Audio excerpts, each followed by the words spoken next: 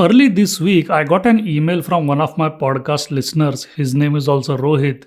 He was reading this book, Rich Dad Poor Dad, written by Robert Kiyosaki. In that book, he was reading chapter number 5, and there was a concept in the chapter which he did not understand. The concept was about how to invent money.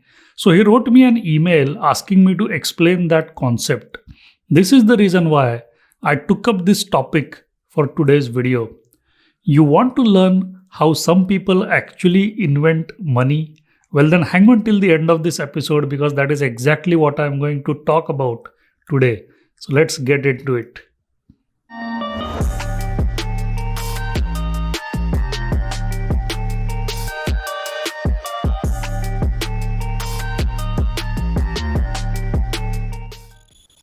Welcome to episode 58 of the Rohit Radio Show. This is your host Rohit, and I help people achieve the freedom of time, the freedom of money, and the freedom of location so that they can spend more time with their family, travel more, and live a more real and a fulfilling life. In this episode, my goal is to help you understand how money is just an idea. It is not your hard work that brings you money. It is your creativity that brings you money. I will elaborate more on this. But before we get into that, I want to invite you to come and attend my free Financial Freedom Masterclass, in which I teach people how to escape the 9 to 5 rat race in less than 5 years. The masterclass is 100% online. It is free. When you sign up, you get all your login details and you have lifetime access to it. So go ahead and claim your lifetime access to this masterclass. I will put the link in the description box below.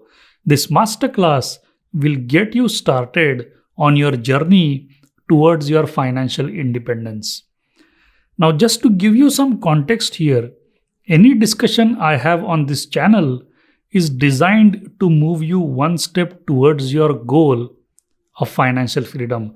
And financial freedom is when your total monthly passive income either equals or exceeds your total monthly expense.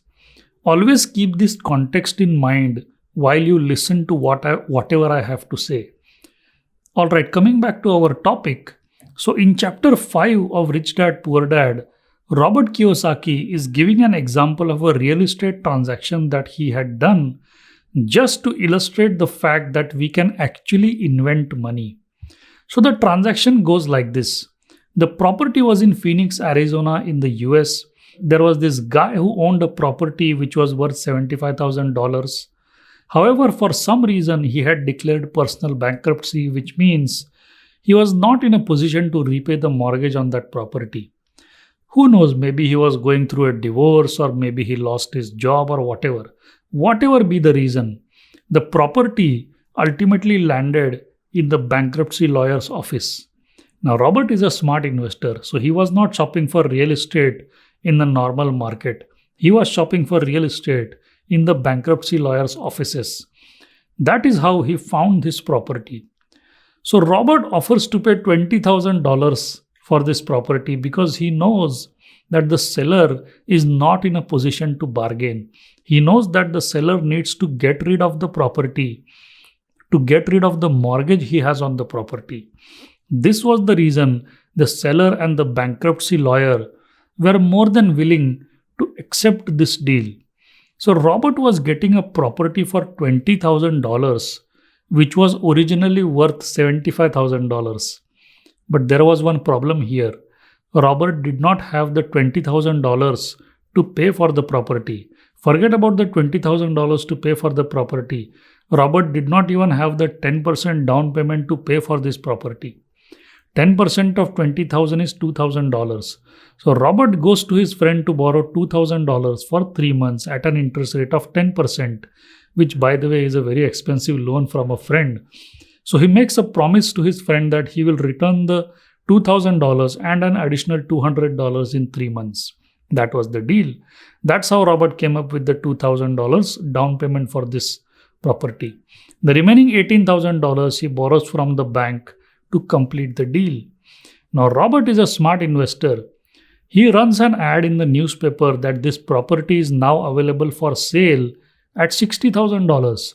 He offers a $75,000 property in the market for $60,000 without requiring the buyer to put up any money upfront. Basically, what this means is that the buyer can take control of the property without making a down payment, but he has to make a promise to Robert through a promissory note that the money will be paid over a period of time. Now, those days, the stock market was rising. So, people were making money in the stock market.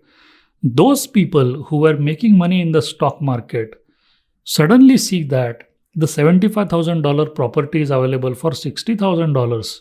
So they began rushing to buy this property from Robert. Robert says in the chapter that he was able to sell the property in just a few minutes. So now the buyer agrees to pay $60,000 for the property, not immediately but over a period of time, because the property was advertised by Robert as a no money down deal, which means the buyer is not required to make any payment upfront. However, in the deal, Robert puts a condition that the buyer must pay $2,200 as a processing fee to complete all the formalities, which means the buyer has to pay $60,200 in total, out of which $2,200 needs to be paid immediately in cash and the rest could be paid later. So Robert gets to keep the $2,200 cash. Robert simply takes that money and gives it to his friend as agreed. So that is $60,200 minus $2,200, that is $58,000 remaining. Now remember, whoever is the buyer has to take control of the $18,000 mortgage that Robert has on the property if the buyer wants to take control of the property. If you look at this deal from the buyer's point of view, he is first paying $2,200 in cash to Robert as a processing fee. Then he is taking on debt of $58,000, out of which $18,000 goes to repay the debt that Robert had taken. And $40,000 is the remaining amount that the buyer actually owes to Robert now. And this $40,000 need not be paid today. It can be paid over a period of time through a promissory note as per the deal. A promissory note is nothing but a bond. It is a promise made by the buyer to the seller that the buyer will pay the $40,000 to Robert, but over a period of time at a rate of 10% per year. It's like the buyer has taken a $40,000 loan from Robert at 10% interest rate. It's as simple as that. So basically, Robert gets a promissory note worth $40,000 from the buyer, and this promissory note is nothing but a bond that is paying 10% interest per annum. That $18,000 debt that Robert had on the property is gone because the buyer has taken the responsibility to pay that loan. Plus the $2,200 that Robert owed to his friend is also gone because that money was paid in cash. Now, if you look at this deal carefully, how much money did Robert have of his own in this property? Nothing. But he ends up creating an asset of $40,000 for himself. That promissory note is nothing but an asset for Robert because it puts money in his pocket every year. Now, if he would have sold the property for $60,200 cash, then Robert would have been liable to pay capital gains tax on this $40,000 profit. That's a lot of money to pay in terms of tax. The promissory note avoids the problem of paying tax. Another point is that the property was not bought by Robert in his personal name. If he would have done that, any gain on selling the property would be taxed directly to Robert. Instead, Robert had done the deal through his real estate company. So now the income from promissory note is not personal income. It is business income for Robert. Now, whenever you make business income, you can use that income to pay for normal business expenses, which are legally allowed, so that you can reduce your tax liability. Because business income minus business expense is the remaining profit, and you have to pay tax on the remaining profit only, not on the entire business income. So whatever interest Robert is earning from the promissory note, he is using it to pay for his business expenses.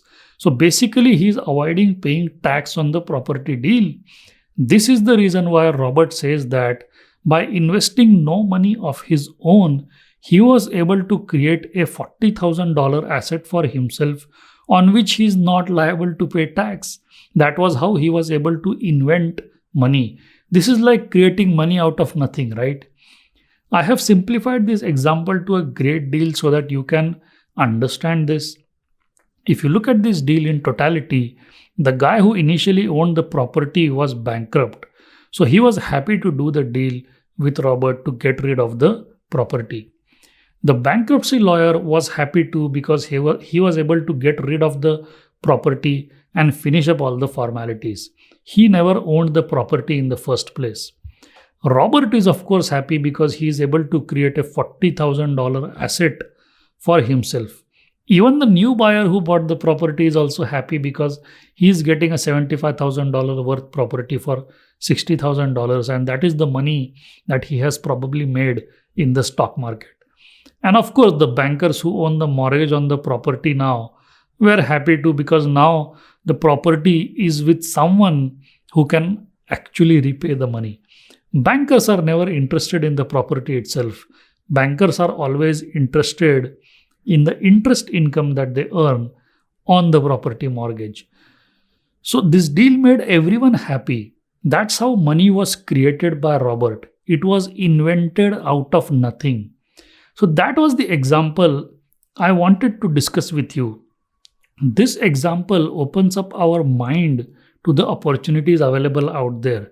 This example also helps us understand that it doesn't take money to make money, or it doesn't take money to create an asset. If you have not read the book Rich Dad Poor Dad, please go and grab it as soon as possible. Buy the hard copy. Don't read it on Kindle. You need that book physically with you because you must read that book multiple times. I have been reading that book for over 20 years now. Yes, I had first read it back in 1999. Go to chapter number 5. This example is clearly mentioned there with the help of a diagram so that you can better understand it. So that's what I wanted to discuss in this video, just to clarify the doubts that my podcast listener Rohit had in his mind. So my question to you is this: are you ready to invent your own money by being creative, or you want to keep working hard for money? Let me know in the comment section. I am all ears to your story. If you are really serious about achieving financial freedom in your life, you will find out the answer to that question and do the right thing which is good for you. I have full confidence in you. Talking about financial freedom, again, I want to invite you to come and attend my free Financial Freedom Masterclass, in which I teach people how to escape the 9 to 5 rat race in less than 5 years. The masterclass is 100% online. It is free. When you sign up, you get all your login details and you have lifetime access to it. So go ahead and claim your lifetime access to this masterclass. I will put the link in the description box below. This masterclass will get you started on your journey towards your financial independence. Alright guys, that's it for this episode. I have given you enough food for thought. I hope you got value out of this episode. This is your host Rohit signing off for now. I will see you again, same time, same place next week. Bye for now. Take care. Thank you so much.